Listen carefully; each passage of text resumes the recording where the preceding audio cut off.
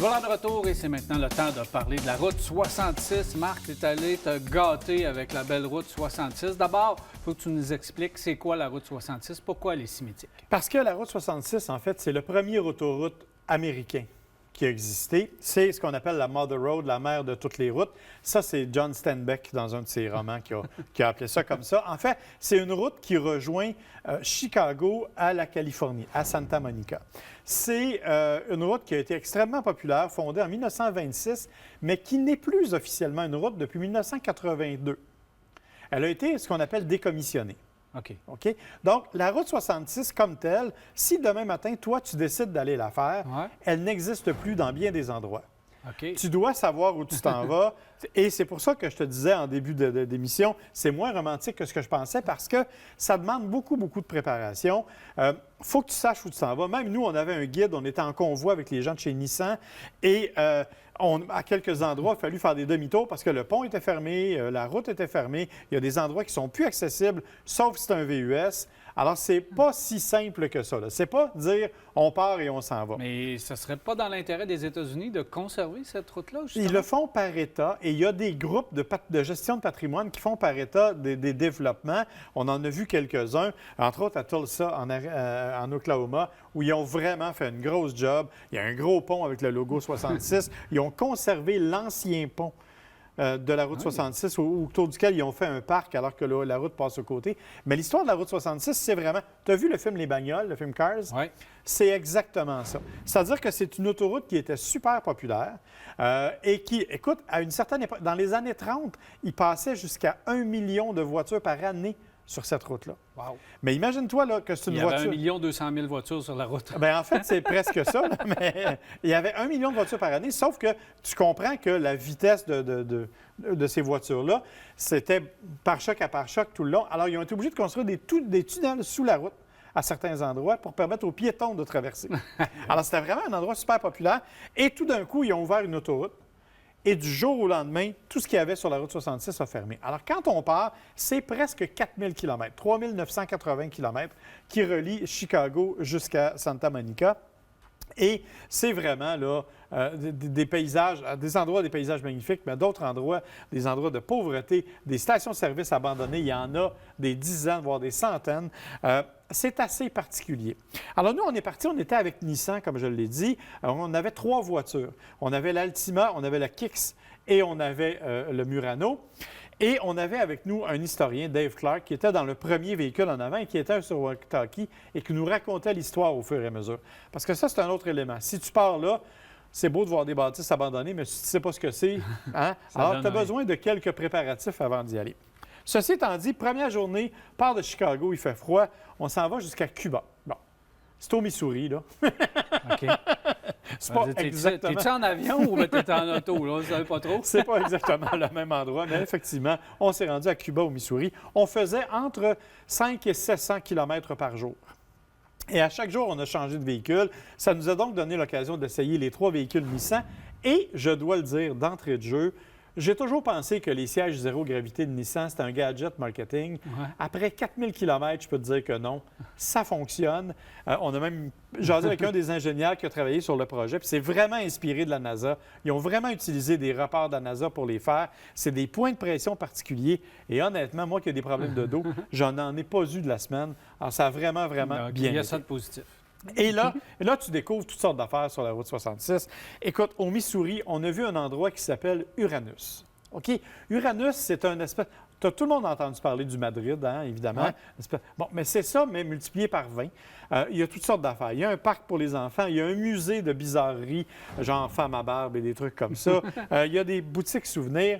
Et Uranus, c'est une fudge factory, c'est une usine de fudge. Ah, ouais. Et ils font toute leur promotion là-dessus.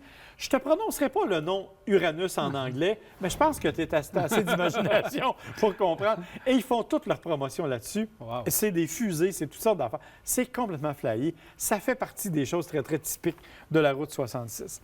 Mais il faut que tu aimes l'automobile si tu fais la route 66.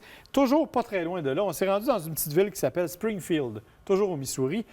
Et là, comme dans une des 80 autres municipalités qu'on a traversées, il y a un musée de l'automobile. Et on est allé voir différents véhicules. La particularité de ce musée-là, c'est que ce sont 2 frères qui en sont propriétaires. Et les voitures qu'ils ont là sont des voitures qui sont souvent des voitures achetées à des vedettes ou des voitures de cinéma. Mais elles roulent toutes et ils s'en servent. Donc, dans le musée, il y avait des trous parce qu'ils étaient partis les rouler, tout simplement. Ah, ouais. Et ce qu'on a vu, entre autres, c'est une des Batmobiles originales. Il y en avait 8. Eux en ont une. Elle est là. Donc, tu trouves comme ça des petites perles un peu partout, tout au long du parcours. Et honnêtement, ça te donne des affaires très, très particulières. Continue, Cuba, Missouri. On s'est rendu jusqu'à Tulsa, en Oklahoma. Entre les deux, on a passé par le Kansas. Je ne savais même pas que la route 66 passait au Kansas. Elle fait 21 km dans le Kansas. OK. On fait vraiment le petit Ouais, coin. c'est ça. Sauf que je t'ai parlé du film Cars. Ouais. On est arrivé au Kansas, on est arrivé face à face avec des personnages de Cars. Le fameux remorqueur, le Mater, puis tout ça. Et là, on disait, ah bon, le gars s'est construit ça. C'est l'inverse, en fait. Mater existait vraiment au Kansas et ce sont les gens de Pixar qui sont arrivés, Qui se qui sont l'ont vu, inspirés de... puis ils s'en sont inspirés. Alors, le Mater original, c'est celui du Kansas, ce n'est pas celui de la télévision. Ah, ben voilà. Incroyable. Alors, on continue comme ça. Je te rappelle qu'au total, la route 66 traverse 8 États sur 3 fuseaux horaires. Alors là, ça devient un peu compliqué. On est dans une zone, on a commencé dans une zone particulière au début. Bon, comme je te disais, Missouri, Illinois et tout ça. C'est froid un peu. On se dit, bon, on va arriver au Texas, il va faire plus chaud. On est arrivé effectivement à Amarillo, au Texas. Et là, c'est le classique des classiques. C'est le western par excellence. On est arrivé dans un endroit qui s'appelle le Big Texan. Big Texan, c'est un motel. Écoute, ma porte de salle de bain, c'est des portes saloon. Okay? Ça te donne une idée. Et au côté, il y a un restaurant, un steakhouse. Et j'avais le défi tout trouvé pour toi. Manger un steak 72 onces avec les accompagnements, c'est-à-dire crevettes, pommes de terre, salade et petits pains, en moins d'1 heure. Si tu le fais, tu ne payes pas. Bon, j'avoue que ça m'aurait coûté probablement plus cher à régler ma crise cardiaque. Mais le temps qu'on était là, il y a un jeune homme de 14 ans. Il donne un cadeau au défibrillateur cardiaque. Ah, écoute, ça n'a pas de bon sens. Mais je dois dire que le gars de Nissan qui était avec nous a quand même mangé un Tomahawk de 52 onces. En tout cas, bref, tout ça pour dire que c'est aussi typique, si tu veux, de la route 66. Et bon, on a continué notre randonnée, on a couché là, le lendemain, on a continué. On est allé à un endroit très classique qui s'appelle le Cadillac Ranch. Le Cadillac Ranch, ce que ce sont 10 Cadillacs qui ont été plantés dans un champ, littéralement. On voit ça souvent. 1,3 million de visiteurs par année. Il n'y a rien autour. Hein? Moi, je m'attendais qu'il y ait une infrastructure. Non, il y a une porte, il y a 500 mètres, tu es dans le champ avec les vaches, puis il y a des Cadillacs. C'est tout. Tu amènes ta peinture et tu fais tes propres graffitis sur la voiture. Mais comme il y a 1,3 million de visiteurs par année, probablement qu'au moment où on se parle, ça fait longtemps que ma signature est partie là-dessus. Là. Mais ça fait partie des classiques. Continue, on quitte le Texas, on s'en va vers Albuquerque, au Nouveau-Mexique. Entre les deux, on arrive à un petit village qui s'appelle Glen Rio. Glen Rio est un village abandonné. Écoute, tu as une station-service, tu as un motel, mais tout est abandonné. Les voitures sont là, il y a un El Camino qui est là, il y a un Chevrolet qui est là. Tout est là, comme si ça avait été là, laissé là tout simplement, et c'est parti. Wow. Alors, il y a toutes sortes d'histoires. La fameuse voiture avait été volée, elle a été retrouvée, elle a été stationnée là. Elle n'a jamais rebougé depuis la fermeture. Alors, c'est toutes sortes d'histoires comme ça. On continue du Nouveau-Mexique.